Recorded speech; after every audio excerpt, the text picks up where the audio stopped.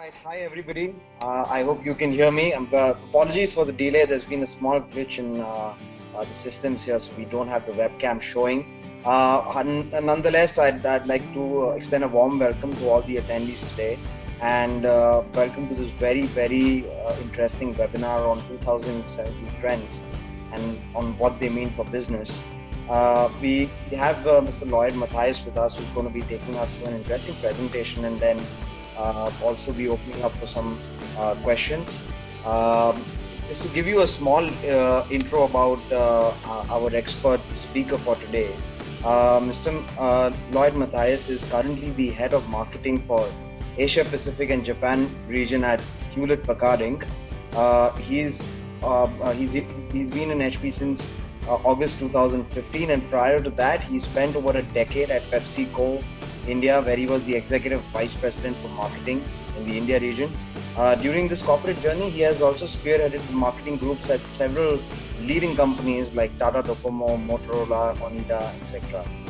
He also had his own entrepreneurial stunt with Green Bean Ventures, which was a management consultancy firm committed to driving growth through combination of innovative strategy and results-oriented execution. With an extensive experience in marketing, Mr. Mathias has been kind enough to join us today and share his views on some of the most interesting trends in 2017 and what they mean for business. So without further delay, I'd like to hand this over to Mr. Mathias, and to the attendees, you can wait till the presentation is over, and then we'll be opening for questions. So you can post your questions in the question section, and then I will be taking them one-on-one and asking them to Mr. Mathias in the order. So thanks again, and thanks, Mr. Mathias, for joining us. Over to you. Hey, thanks, Shrey.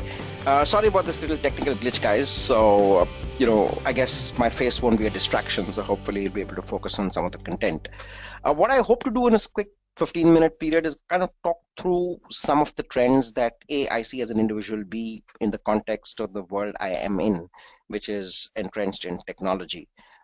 Look at some of the key trends. And as a marketer and as a business person, what are the things that we need to do to make ourselves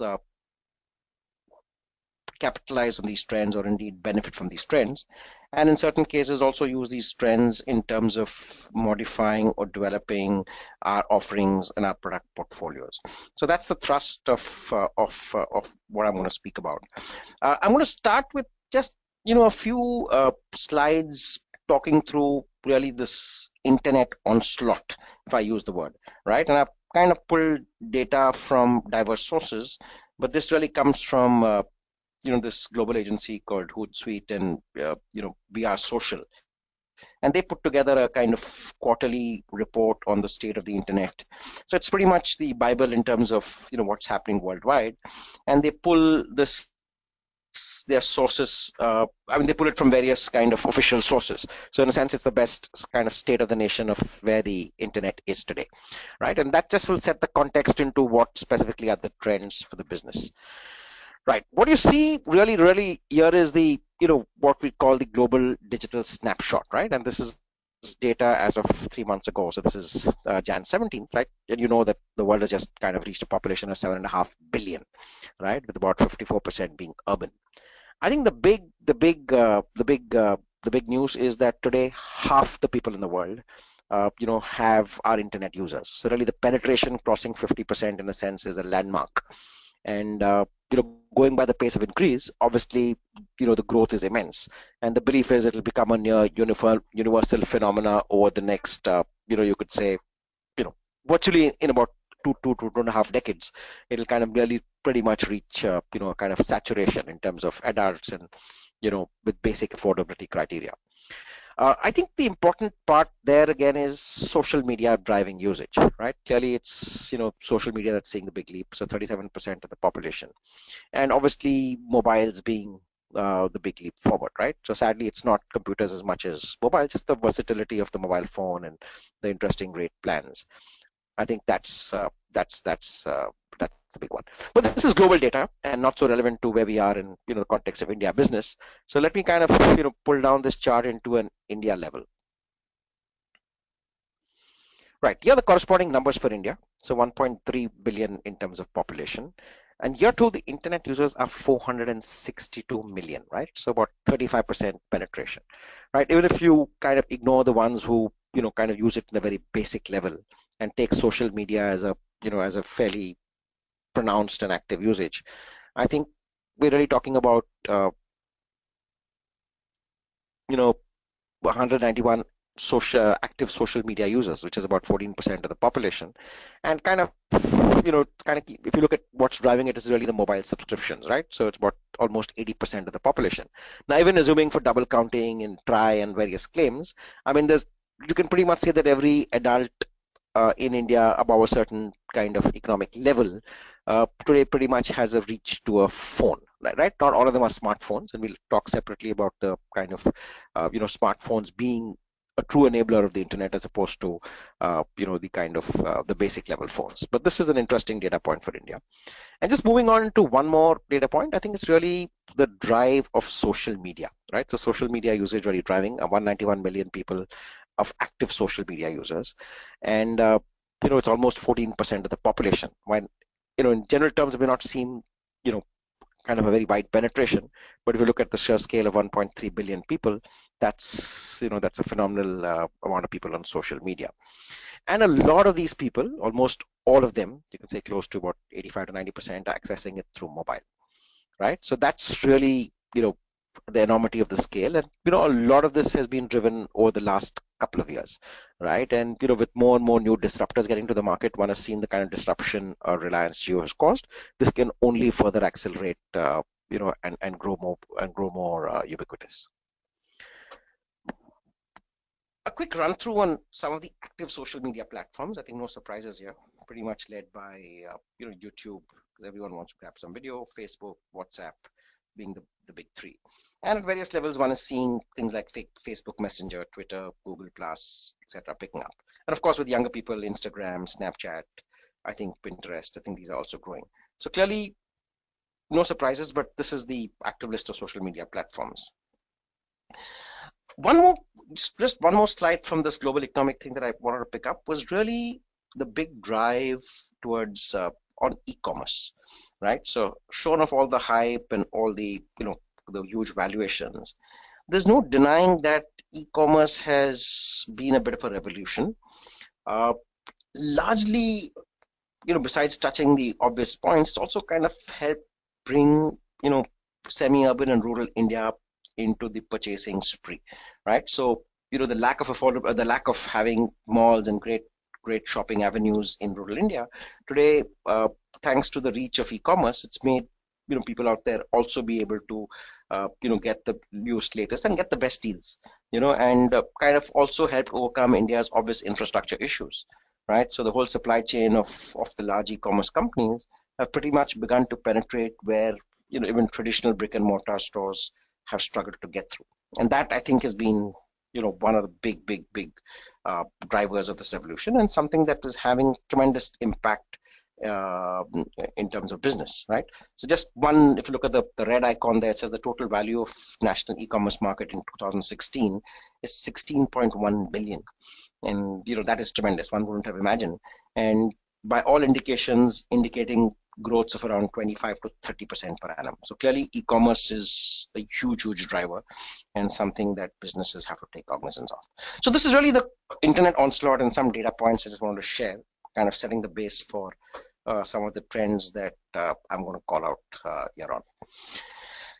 So I think the big trend and the big point that most businesses have to take stock of is that the millennials are now taking center stage, right? And by this, what I mean is that over the last 5-6 years, one has heard about the coming of age of millennials, but they were still a demographic largely in their teens and still not in a position to kind of take big business decisions.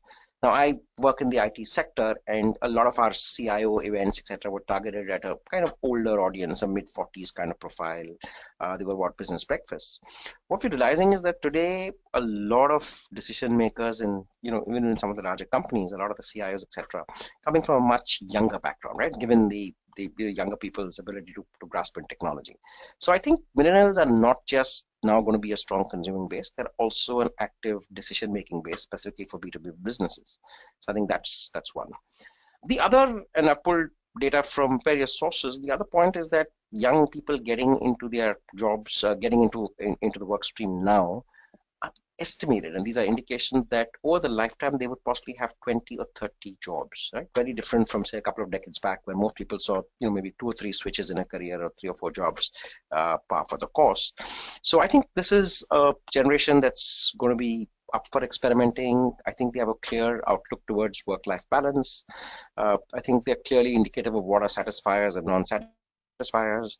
I think it's also, in a sense, a generation that's willing to look beyond the obvious monetary gains.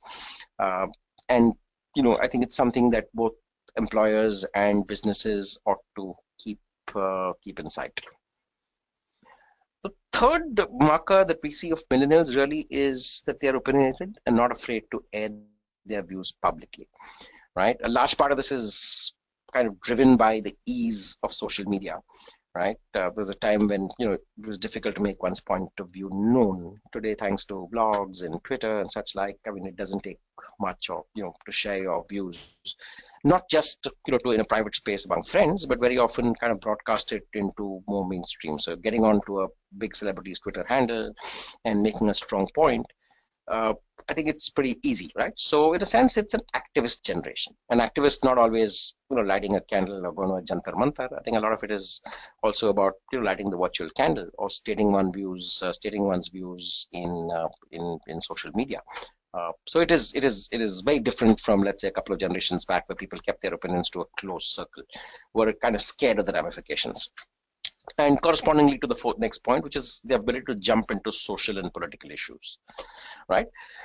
And therefore, this millennials are also have inbuilt activism, right? So they want to see a bit of the reflection of their personalities in the businesses and the brands that they give their business to, that they do business with. And therefore, they expect brands to take a stand. You cannot no longer be mute spectators, right, standing by and watching it, right? So when there's a prominent issue, a lot of younger consumers are demanding with brands saying, "What's your point of view?" Right? Don't just stay inert and say that anything I say might have ramifications when it comes to, let's say, politics or the government. We really want to hear where you stand on the issue, right? And one has seen it even in the recent past on the United Airlines issue, or the Uber CEO and his driver, and there have been a couple of cases, right? But I think it's important for brands now, besides communicating their value proposition, to be seen meaningfully and to be able to take stands on issues. So these are some of the kind of markers of this millennial generation. Just a visual indication, I think, not political experience, but Malala, in a sense, kind of reflects the new age, right? Coming from Pakistan, she's, standing on the world stage. She's willing to make a statement. So this is really the generation that's, kind of looking beyond traditional norms, right? So post-feminist, post-racial, post-recession, post-insular. I think they're willing to kind of embrace change. They're willing to objectively evaluate businesses from their own prism. Not willing to say that because it's a large multi-billion-dollar company, it's entitled to get away with things, right? They kind of put the same level of scrutiny they do to a large corporation that they would do to a friend. So I think it's just one of the markers. And I think the other part is also, and this is more the younger end of the millennials and often what we call Gen Z, which are, people sub 18, 19. I think it's also the fact that the aspirations know no limits. So in a sense that it's perfectly okay to develop your app or, kind of, create your own so-called business proposition well into your teens. And the new world of the internet and the seamlessly ending reach provides you the tools to do so, right? So it's no longer about having the shadow and the shelter of a good education and, financial backing before you throw your hat into the ring to become an entrepreneur. It could be, a great idea that just germinates in your head, and the little device that you have, your smartphone or your computer, you work it through and put it out there. So I think that's a realization that all of us entrepreneurs and businessmen ought to recognize. Some of the kind of core differences, and I pulled this from one of our internal presentations, is really how they conduct their lives, right? So it's really the millennials and the post Gen Z. If I look at these two things, the millennials, which are the 20s to the mid 30s, are pretty comfortable with balancing two screens. You're talking of the Gen Z with 5 screens. You can see this whole change of Gen Zs when they're moving from text to more symbols, right? So today, a lot of it is, it's almost like back to the cave era. But the fact is that, symbols and emoticons and variants thereof are becoming pretty important. This is also the Gen Z generation that's also looking at creating, not just sharing, right? So it's not just about forwards and such like. I think a lot of it is really about rolling up your sleeves and doing stuff. They have a strong focus on the future. They don't just live for the current. And they're more realistic about an outlook of the world around them, right? And unlike the millennials who feels more entitled and wants to be discovered, I think the post-Gen Z is more hardworking and is looking to kind of create his own future. So just a fine balance, right? So very often the word millennial straddles all young people under 35. I want to draw the separation between what I would say is the 20 to 35s, which are the millennials, and the sub-18 generation, the true digital natives, right? The kind of kids who don't know of a world, without the internet, without the computers. For them, that's the true digital natives really growing up in that era, right? So that was one big trend, is businesses getting themselves ready for millennials and Gen Z. Millennials, as they're taking their place in the workforce, that they're becoming key decision makers, and the Gen Z, who are yet kind of early stages, yet to get to the workforce, but clearly having a very, very differentiated and a very strong point of view in terms of their worldview. I'm going to switch a little bit, and I'm going to look at the other big change that we see in the technology space and indeed across most consumer spaces, is what we call omni-channel, kind of a buzzword, and I'll tell you briefly what it means. It's really the intermingling between the real and virtual. And by this, if I just give you a standard example, it's if today somebody walks into a large store, right, be it a technology store like a Chroma or a Reliance Digital, or indeed any other firm, any other a Metro or any other supermarket, I think you'd recognize that a lot of consumers toggle between the real and virtual, right? So you see something on offer at a good fashion store.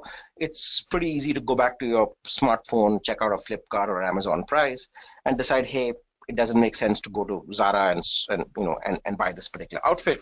I'm better off buying it out of a Flipkart deal or Myntra or whatever it is that you are.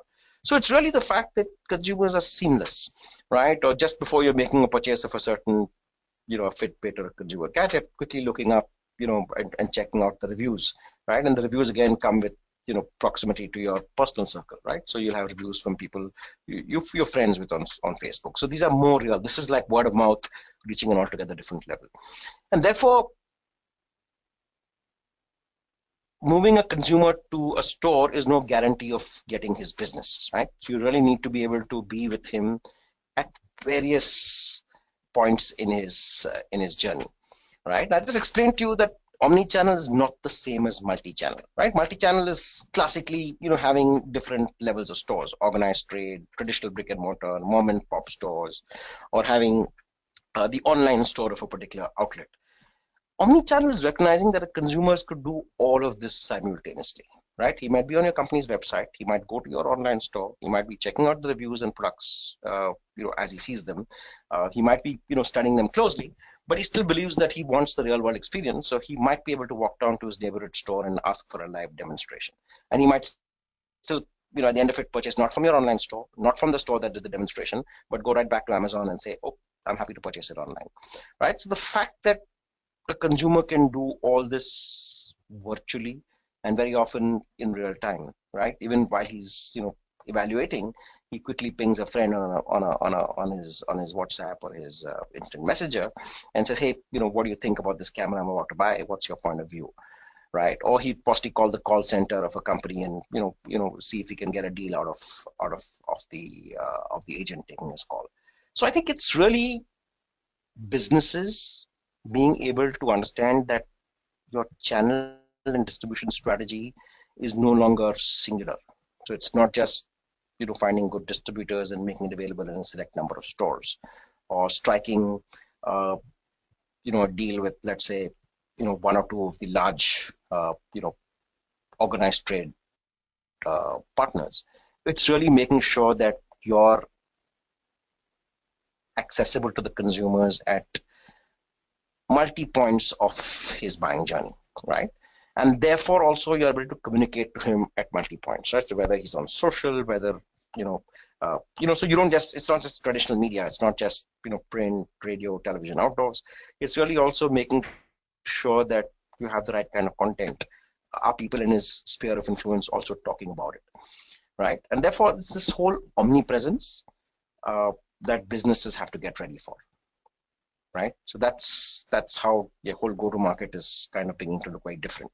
And internally, we at HP are seeing this, right? So there's no longer a kind of huge dependence on our large distributors and partners, right? Or it's no longer only the e-commerce vendors. I think it's really, all things to all people. It's really about the core of being omnipresent.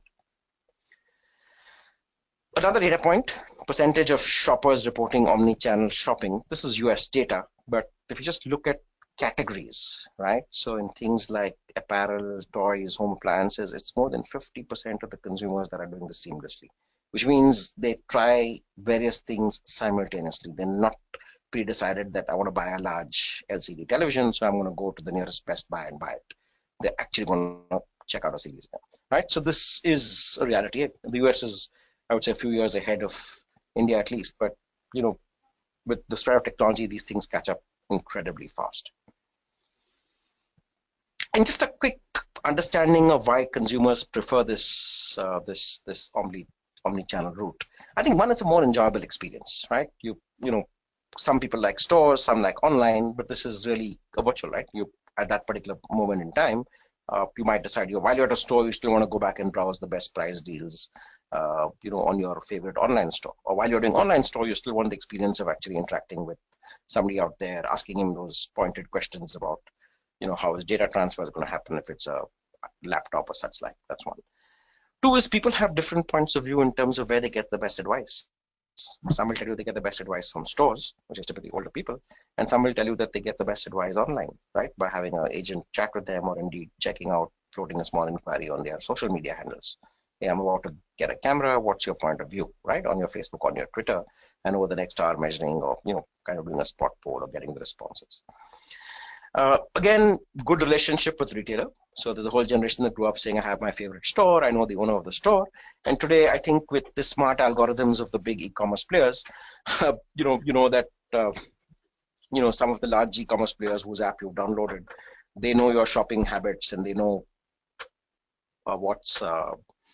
what are you most likely to buy next, thanks to their smart algorithms, right? So they know the kind of books you read, they know what they're going to recommend to you, they know that you've just been on a holiday. So I think it's just the ability that algorithms of the large e-commerce players today pretty much have a great prediction methodology that the friendly neighborhood store in our neighborhood who knew our whole families will never get down to, right? So using technology to be that, I think that's some of the key value adds. You've seen some of the advantages on both sides, right? People believe it online, you save money because they're normally deep discounted. It's kind of an easier process. You sit in your home, one click of the mouse and you're done. And maybe overnight or in a day or two, you get delivery. Very often, I think most people do agree that better selection is big, right? So the range of merchandise that are online thing is virtual, right? So they can offer you, all the 200 SKUs of a particular product, right? Which a real world store may struggle to carry, right? Inventory and real estate costs being what they are. Faster information transparency, better delivery options. I think all these kind of make online advantages. And of course, there are some traditional advantages of the old brick and mortar format, right? See and feel, product demos, instant gratification, right? You can still kind of walk away with the product soon after you made the purchase. So there are both issues, but I think it's a realization that businesses have to recognize it's not an either-or strategy. You've got to be both places. You've got to be equally effective. I'm just going to move to my third, and kind of last topic before we throw it open to questions. Is really what I would call redefining the workplace, right? So we've talked through this new generation of millennials and Gen Zs who are approaching. We've talked through, how the whole shopping experience has moved from single channel or multi-channel into omni-channel, which is 24/7. And I think the third part is really redefining the workplace. And I think here's a part that has again, changing very dramatically and will also have significant impacts for business. And I think the two or the three kind of broad parameters in terms of redefining the workplace. I think one is the workforce, and we've covered a little bit of it when we talked about the Gen Z and the millennials. The second is what will the workplace look like, and third is what is it that's going to be different about how people work, right? So in workplace, I think you recognize that increasingly a lot of companies have kind of encouraged actively the whole concept of working from home. I think you all know of the kind of smart offices, right? Kind of plug and play, where you don't have defined workplaces, and therefore companies assume that a large percentage of their employees are going to be traveling on work, or some of them are going to be absent. Therefore, they almost provide for about 75 to 80% of the total working population. So I think that's one aspect. I mean, the third part is the ability to kind of work from wherever you are, right? So it's not uncommon to have people at coffee shops transacting, doing business, and attending a conference call, and therefore the location of where you are is not so critical. And I think with the spread of the internet, with the spread of the smart devices, I think one is going to see an acceleration in this, right? So the days of clocking in with your security car at 9 in the morning and leaving the office at 5:30, I think we're seeing the fluidity, right? The the demarcation between work and play is almost dissolving, right? In many cases, you could be in the office and you could be doing your own thing, and pretty much you could be at home doing your own stuff. So I think that's another aspect that businesses, and especially technology businesses, struggle with to some extent, and also need to stay cognizant of, right? So I can give an example out of HP where I am. Traditionally, we had a clear segregation between what our business PCs and our consumer PCs were like. Consumer PCs were sleeker, smarter, better looking, but lower on security features, and were more kind of slim and light and such like. And the business PC was a more workhorse, but never very high on aesthetics, but had all the security features built in, all the things that CIOs would kind of want to be sure. And over the last few years, we've seen that there's a complete convergence, right? So, even the office PC has to be as slim, as sleek, has to have, all the looks and style of a personal consumer PC, and vice versa, right? The guy in the house is, could well be running a small little business, and he needs the same kind of high-end specs, the security and other BIOS inputs that is required. And just a last close up in terms of consumers in the digital world. So just some of the thoughts. I think quickly what consumers in the digital world are telling us in this new age of consumers is that one is value me, right? Don't treat me as as a random number. I'm a person with differentiated needs. Make sure your algorithms or your call center agents address me as a person specifically. I don't want to be taken as part of the crowd. At the same time, almost kind of almost on the flip side of the coin is the right to anonymity. Right? People are getting scared about compromising their privacy. It may seem like a very early stage thing in India, but sooner than later it's going to catch up, and one has to be very, very sensitive in terms of protection and keeping people's identities private. The other issue is really analytics, and I don't want to go too deep into it, but the fact is that more and more as the spread of as you kind of leave your BIOS footprints in various places, leave your various biometrics. I think it's also parallelly, if you look at how the wearables are evolving, I think therefore people will start using more digitization. It's going to be more of it is going to be in the digital space. The next point we talked about, allied to millennials and certainly more to Gen Zs, is the whole creative culture, right? The people today want to have an input into the brands. Usually popular promotion that Coke ran in Australia last year, which is being replicated in many parts of the world, is when you could present your friend with a Coke can that had his name, right? And again, it's just using technology, right? Today you have, kind of mass scale printers that can customize, print every can of Coke. So this is the generation that wants to see it, right? So even if you look at the way people use Snapchat, I think Snapchat is taking off as much as that you can, have pictorial conversations, but more important, you can take somebody's face, you can, distort it in a pleasant manner very often. And it's a whole creative culture. Then, of course, is the niche networks. We want to go deep into that. Intelligently on, which is really, I think, the embracing of the world coming, uh, uh, into things like home controllers and and machines deep learning. One point I'll just stress upon is the whole enhancing the real, which is not just virtual reality, but I think augmented reality. And I think, increasingly, and I wouldn't say 2017 only, but in the next couple of years, one would see augmented reality being something that is going to be, pretty much in your face, right? So I think that's really the points that I wanted to share. Happy to to respond to any queries, questions, or anything that any of you have for me. Thank you. All right. Thank you so much, Mr. Mathias. I think that was quite an insightful presentation. So we'll just start taking some questions that are coming up and encouraging others also to ask more questions. But start with the first question that we have for you. Is that are marketers moving away from the traditional way of media buying, and they are moving towards more influential marketing to capture their audience? At what level does that impact the returns? So two parts. I think two trends have emerged in media buying. I think one is the whole programmatic buying, right? And I presume many of us in this call are familiar with programmatic buying. But in essential terms, what programmatic buying means, and let me put this out there, is that in the past, if you, let's say you had a product that was a pair of jeans and your target is 20 to 35-year-olds, right? And let's say that's the starting point. Now what you would do is, when it comes to digital media, you would pick up prominent publications where you believe you're going to get that audience that's going to be interested in your product.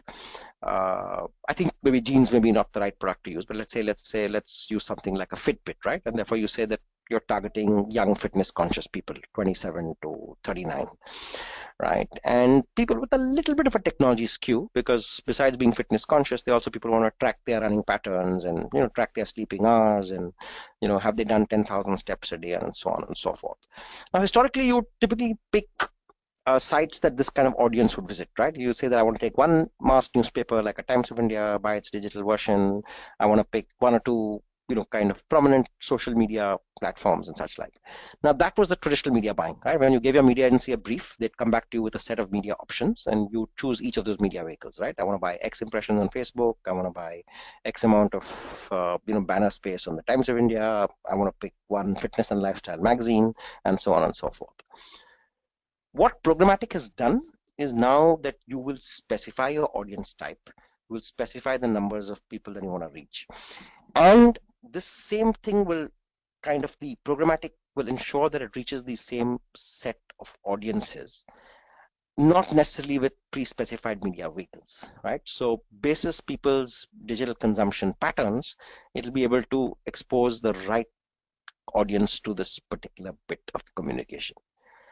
The next step in programmatic, which is also real in life now, is that then you can be far more specific in terms of how you want to fine tune.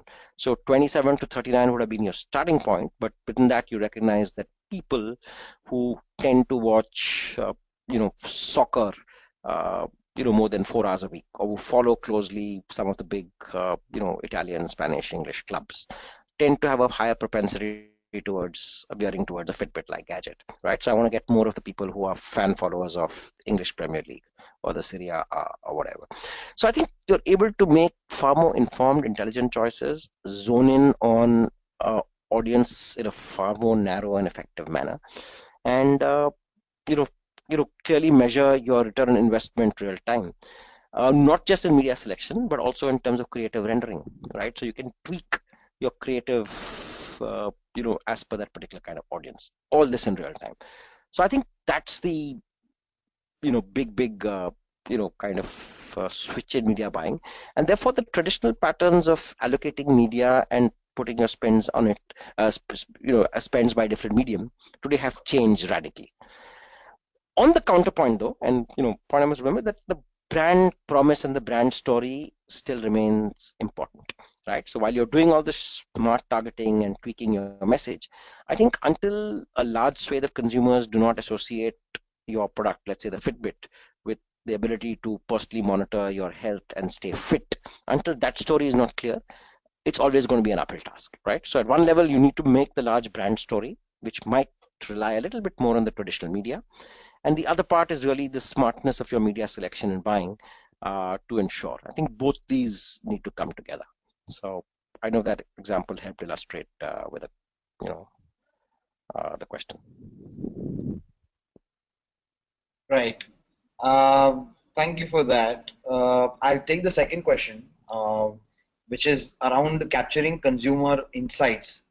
So they want to know what are the most cost-effective ways that marketers can use today to help gain consumer insights quickly. I think this is more in suited for startups that are looking to get some quick insights, early insights in cost-effective ways.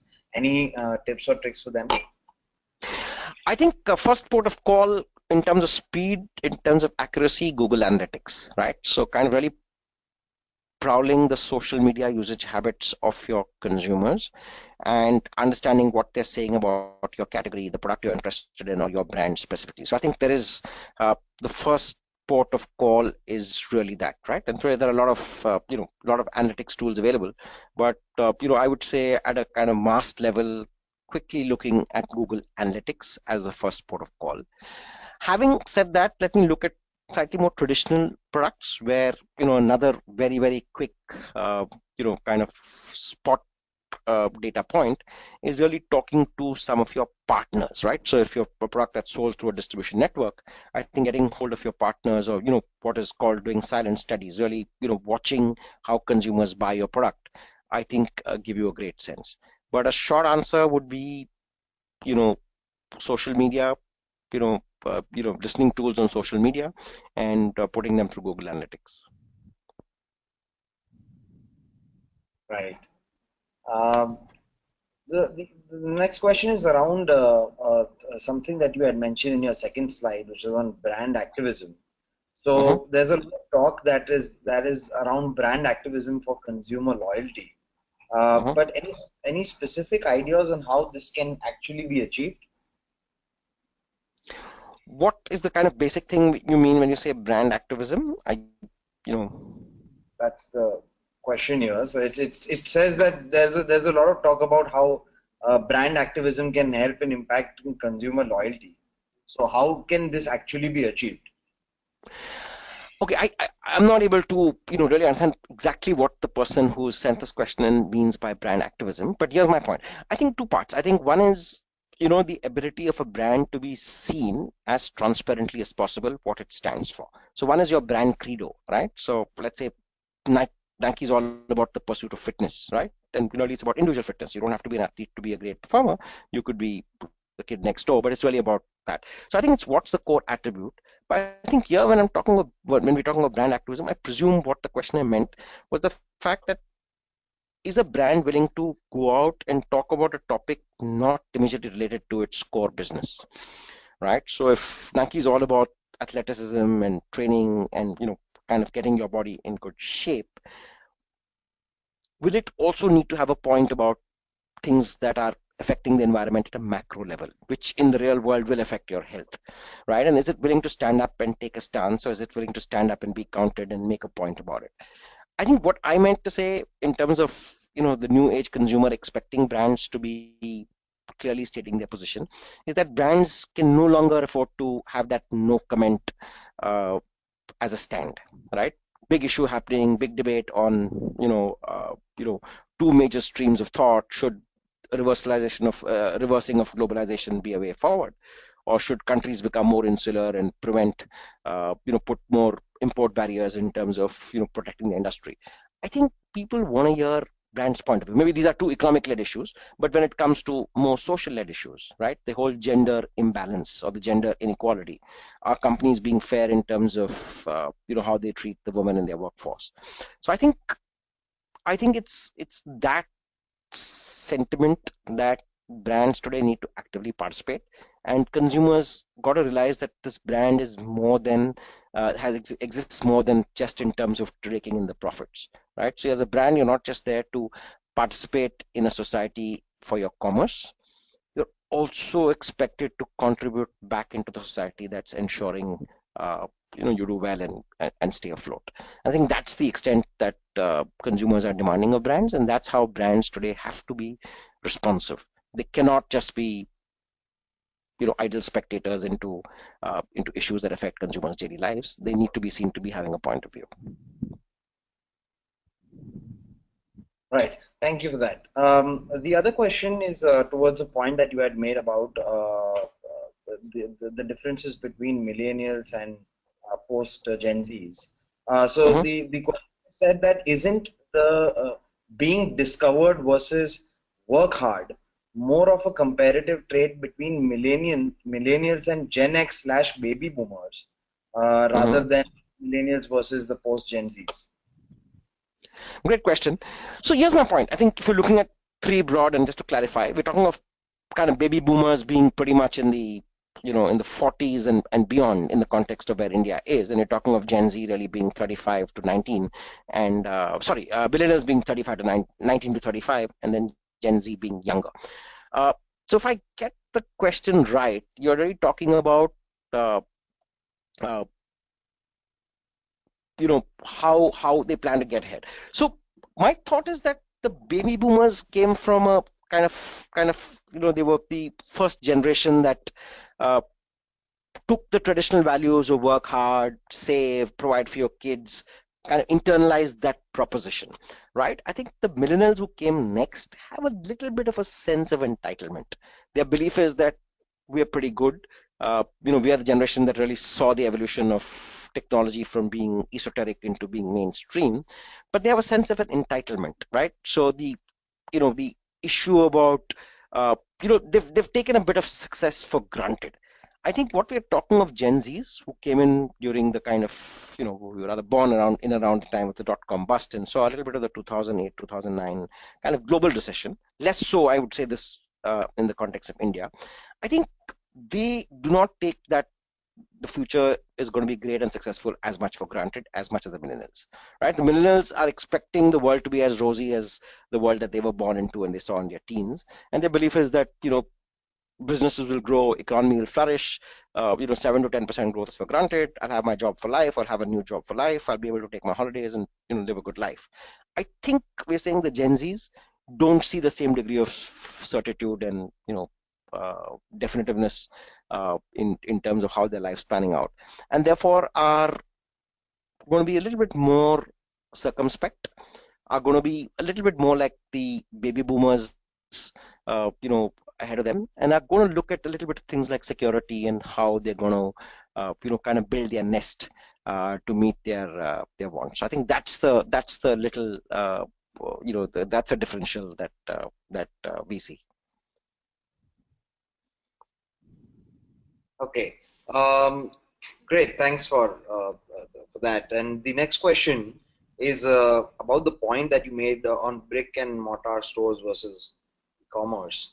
So, what do Mhm. you think is the future of brick and mortar stores that are prevalent today, and will they catch up with online retailers, or will we see some sort of a hybrid model emerging from brick and mortar stores as well? My belief is there will be a hybrid model that will emerge. Having said which, the brick and mortar stores are not going to disappear, right? So people predicted that the moment the supermarkets come, the neighborhood kirana store will stop being relevant because he can never be as price competitive. He does not have the same economy of scale. I think uh, businesses and business owners tend to be remarkably adaptable, right? So and they can provide their own value in niches that larger formats cannot provide, right? So that was in the old the large format hypermarket versus the neighboring store, right? Where the hypermarket had the advantage of price, convenience, etc., but the neighboring store has the personal rapport and you know extending credit and all the small gains. So I think much the same way. I think both and I point out the differences between the e-commerce versus the brick and mortar. I think a kind of hybrid model will emerge. Some of you may have seen a video online of Amazon doing their first physical store in the US, right? Where again you don't need to carry your credit card, etc. So the moment you go in with your device, the store has kind of known that you're in, and as you pick things, it pretty much, and as you walk out of the store, it'll do an automatic checkout. So I think it's really this combo model that eventually is going to make it more easy, which means we will no longer traditionally have to shop as much with our credit cards or our mobile wallets.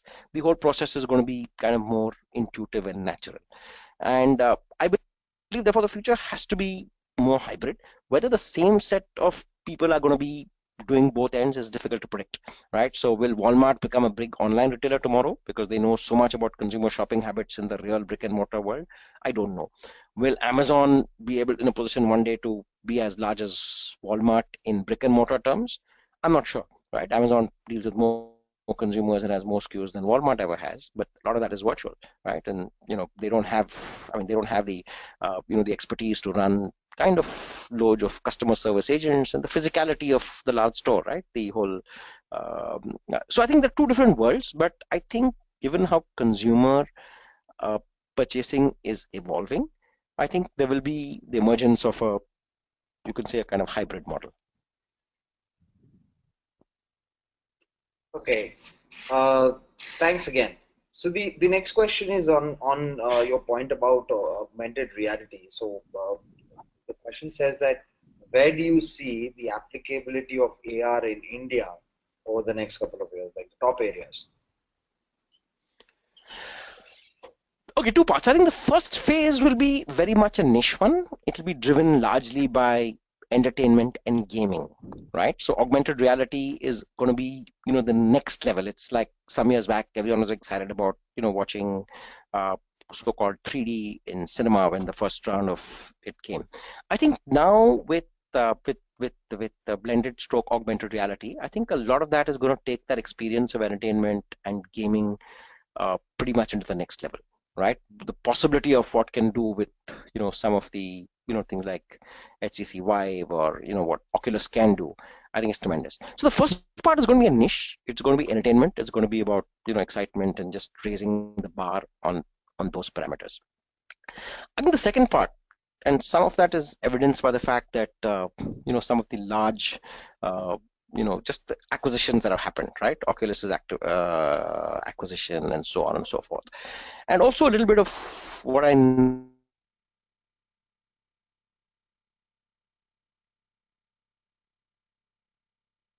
in the IT space, take off where it becomes a more mainstream tool, right? It's just to give a small parallel, not entirely true, is that the difference that happened when the smartphone started making an emergence and our whole experience with the net, right? So there's a time when we had a clear separation about things that you could do on the internet, which was only with your computer, and things that you could do on your phone, which was largely talking and texting.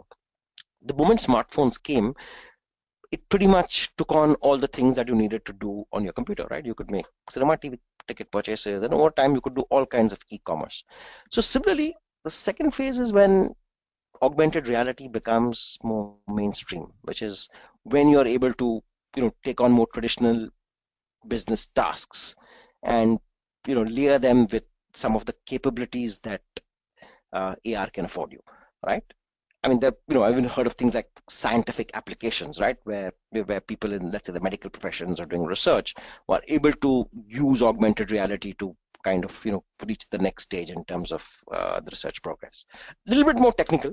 Not sure I'll be able to do full justice to an answer in this webinar, but it's clearly the space to watch. I would see that, that's going to be a bit of a game changer in the world of technology and slowly impacting mainstream consumers as well. Thank you. All right, so we have just time for last couple of questions. So I take the second last, which is just if you could throw some light and in case some rough statistics on mobile users who prefer mobile web browsing compared to mobile apps or vice versa. So it's just, I think the question is more centered around mobile web browsing or versus applications. If there are any stats or any insights on that. I don't have a ready stat, unfortunately, on that. But I can just speak from experience and tell you that a lot of brands spend a lot of time trying to get consumers to download their app, because app brings about its own share of loyalty and stickiness, right? And also because of the cookies, I mean, over time one can predict the consumer's behavior with smart algorithms, right? So I think there's a strong push by brands towards mobile apps. Uh, but there's a legacy set of consumers who would still use the web browser as the primary mode of contacting a brand or a business. Okay. Um, so the last question is says that a recent study by Ericsson shows that consumers want reliable brands to satisfy Mhm. all their technology needs. And does this mean that traditional tech and IT companies need to reinvent themselves? And if yes, then how? I think most traditional technology and IT brands would have hopefully built their business premise on a base of reliability, right? Having said which, I think if the question I think is getting towards the fact, saying that a lot of technology today is increasingly getting commoditized, right? So the kind of real difference between a smartphone made by an Apple and let's say by a lesser known Chinese brand, the gap is marginalizing, right? You just pay a little bit for the kind of the branding or the ecosystem that let's say an iPhone provides, uh, less so by any of the others. So I think if that's one aspect, I think, but the larger issue that technology companies today face is actually being able to predict and be able to answer consumer needs where the lines are blurring, right? So people are no longer just buying into a device for its hardware capability, but the whole package, the hardware, the software, and the whole envelope wrapping all the services around it. I think that part is becoming critical, right? So do you go out and buy a telecom connection with a prominent telco player and then go and shop for your device? Or do you buy a device because you like the device so much and you expect to get a automatic connection with it? Or is your real quest really about that range of apps that you can access virtually over the cloud from any device through any network? So I think technology companies really have to define the space they stand for, but there's no going away. If you're not going to be perceived as being reliable, I think long term, you like the oldest story in brand building, you're never going to get consumer loyalty in the long run, right? So brands have to ensure that A, they stay reliable, B, at the same time they are equally agile to keep pace with moving consumer needs, very often tweaking their offering and their products.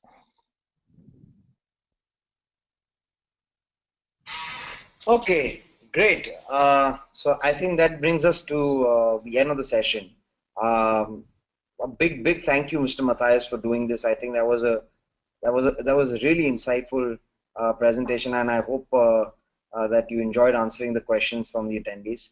Uh, and a big thank you for taking time out from your busy schedule to come and share your knowledge and your experience. And I'm sure the kind of questions that have come forward show that the attendees actually found this very useful.